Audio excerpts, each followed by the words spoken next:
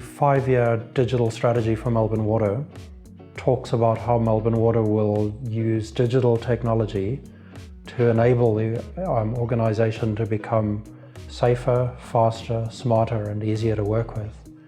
So we used our relationship with Business Aspect as an accelerator to rapidly get up to speed with enterprise architecture to support the execution of the digital strategy.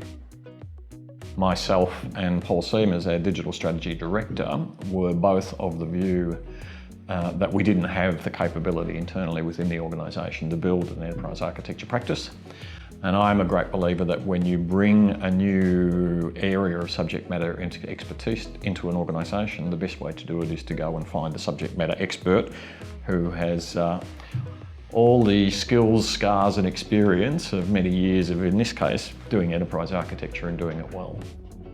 The Melbourne Water business is quite an innovative, forward-thinking organisation. So the digital strategy wasn't your typical IT strategy. It was very much a digitally enabled business strategy.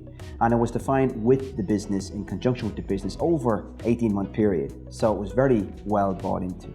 We actually went to parts of the business and explained to them how their business outcomes they were seeking by 2020 are going to be realised over a series of transitions. So we took the business on the journey, but my recommendation, the approach we took was 6 to 9 months initially, get the IT stakeholders on board. Our enterprise architecture journey really started with the strategy and trying to form the big picture of what enterprise architecture we had and what enterprise architecture we needed in order to execute on the strategy. So it's important that architecture and strategy are considered together. So there's a saying that strategy without architecture is dreaming, because you have the ideas but no way to execute them.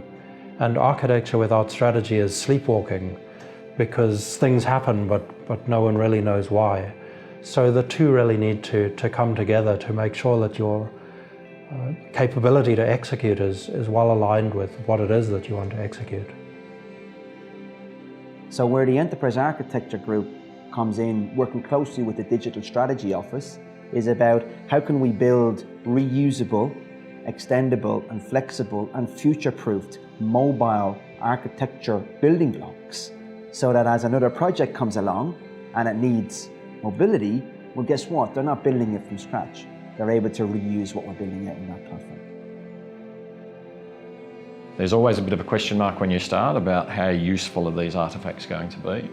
But by demonstrating and showing our business stakeholders that there was value in documenting enterprise architecture about agreeing a future state, and then having done a current state assessment, we're then able to build a roadmap to say, and this is how we're going to transition from where we are today to where we need to be in 2020. That's very valuable for a business. And we've broken it out into a current state assessment, a 12 to 18 month view, and then a 3 to 5 year view.